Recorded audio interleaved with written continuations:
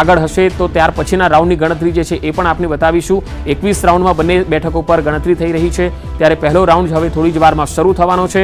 હવે જે છે એ પરિણામોને લઈને થોડી જ વારમાં પહેલું વલણ એટલે કે રુઝાન જે છે એ સ્પષ્ટ થશે અને એ રુઝાનમાં ખ્યાલ આવી જશે કે કોણ પહેલો ઉમેદવાર છે જે આગળ ચાલી રહ્યો છે। ગૌતમ, શરૂઆત આપનાથી જ કરવી છે કારણ કે કડીની અંદર બેલેટ પેપરની ગણતરી લગભગ હવે પૂરી થવા આવી હશે। શરૂઆતી રુઝાન કેટલી સમયમાં આવી શકે છે?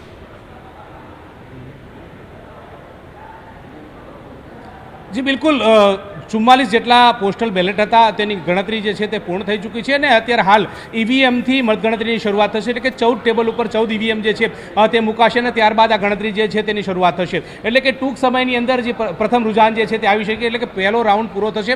પહેલા રાઉન્ડની અંદર ખબર પડશે કે કોણ આગળ કોણ પાછળ તે ઉપર સૌ કોઈની નજર મંડરાયેલી છે, પરંતુ અત્યારે કહી શકાય કે 21 રાઉન્ડની મતગણતરી શરૂ થવાની છે, જેના પહેલા રાઉન્ડની ગણતરી જે છે તે પ્રક્રિયાની શરૂઆત થઈ ચૂકી છે અને ટૂંક સમયની અંદર ખ્યાલ આવશે કે પહેલા રાઉન્ડની અંદર કોણ આગળ કોણ પાછળ છે। એ જ રીતે વિસાવદરની વાત કરીએ તો વિસાવદરમાં પણ 21 રાઉન્ડની મતગણતરી જે છે તે યોજાવાની છે। 21 રાઉન્ડની અંદર પણ તેમાં જે કાંટેકી ટક્કર જે છે તે જોવા મળી રહી છે, એટલે કે ત્યાં પણ 16 જેટલા ઉમેદવારો જે છે તે કુલ મેદાને છે, તેમાં ત્રિપાખીયો જંગ 2017ની ચૂંટણી હતી, 2017ની ચૂંટણીમાં પણ આ ત્રિપાખીયો જંગ જોવા મળ્યો હતો કે કોંગ્રેસ, ભાજપ અને આમ આદમી પાર્ટી ત્રણેય વચ્ચે સીધી ટક્કર જે છે તે જોવા મળતી હતી, પરંતુ તેમાં 2022ની વાત કરીએ તો 2022ની અંદર ભાજપે કાઠું કાઢ્યું હતું, એટલે ભાજપે અગણિત જે પરિણામ જે છે તે હાંસલ કર્યું હતું। એ જ રીતે વાત કરીએ અત્યારે હાલ પેટા ચૂંટણીની, તો પેટા ચૂંટણીની અંદર પણ સૌ કોઈની નજર જે છે તે મંડરાયેલી છે। પેટા ચૂંટણીની અંદર ત્રિપાખીયો જંગ જે છે તે જોવા મળી રહ્યો છે, એટલે કે વિસાવદરની અંદર પણ ત્રિપાખીયા જંગની અંદર કોંગ્રેસમાંથી નીતિન રાણપડિયા જે છે તે મેદાને છે, આમ આદમી પાર્ટીમાંથી ગોપાલ ઇટાલિયા મેદાને છે અને ભારતીય જનતા પાર્ટીમાંથી કિરીટ પટેલ જે છે તે મેદાને છે, તે ઉપર પણ સૌ કોઈની નજર મંડરાયેલી છે। એ જ રીતે કડીની વાત કરીએ તો કડીમાં પણ ત્રિપાખીયો જંગ જોવા મળી રહ્યો છે, કડી ઉપર સૌ કોઈની નજર મંડરાયેલી છે, પરંતુ વાત એ છે ચોક્કસ રીતે એ જોવા મળી રહી છે કે ભારતીય જનતા પાર્ટી હોય, આમ આદમી પાર્ટી હોય કે કોંગ્રેસ હોય, કડીમાં તો જીતશે ચાવડા, કારણ કે ત્રણેય ઉમેદવારની સરનેમ જે છે તે ચાવડા છે। હવે ચાવડા કયા મેદાને મારે છે તે ઉપર સૌ કોઈની નજર મંડરાયેલી છે। જી ગૌતમ, કડી અને વિસાવદર આ બંને બેઠકમાં ક્યાંય એવું લાગે છે કે બીજેપી માટે ક્યાંક નુકસાનની સંભાવના આપ જોઈ રહ્યા છો?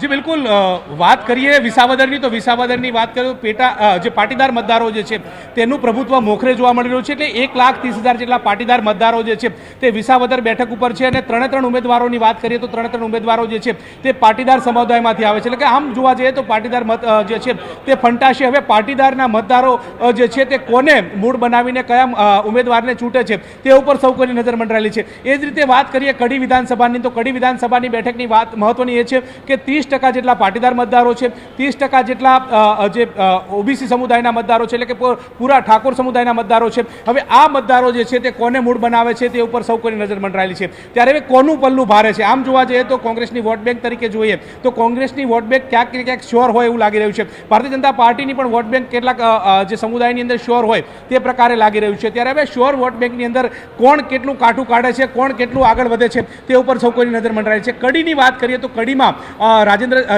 ચાવડા અત્યારે હાલ ભારતીય જનતા પાર્ટીમાંથી ચૂંટણી લડ્યા છે। રમેશ ચાવડા અગાઉ કડી વિધાનસભા બેઠક ઉપરથી ચૂંટણી લડ્યા છે, તેઓ જીત્યા પણ છે અને તેમણે દિગ્ગજ ભારતીય જનતા પાર્ટીના નેતા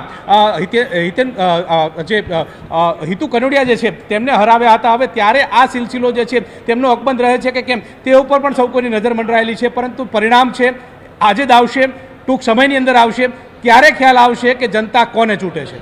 જી ગૌતમ, ખાસ આમ આદમી પાર્ટી અને કોંગ્રેસ આ બંને પાર્ટીઓ જે છે એ એકબીજા પ્રત્યે વોટ કટવા પાર્ટી અથવા તો બી ટીમ તરીકે આક્ષેપો ખૂબ કરતી રહી છે, તો આજના જે પરિણામો આવશે એમાં વોટ કટવા પાર્ટી કોણ બની શકે છે, શું લાગે છે?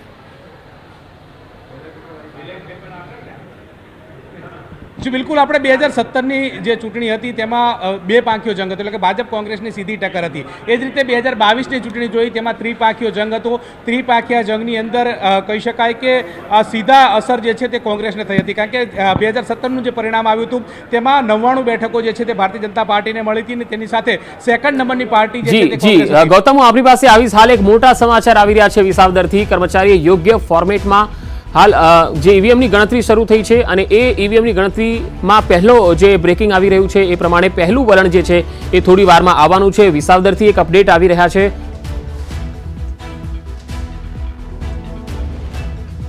વિસાવદરમાં એક બેલેટ વોટ રદ કરવામાં આવ્યો હોવાના અહેવાલ.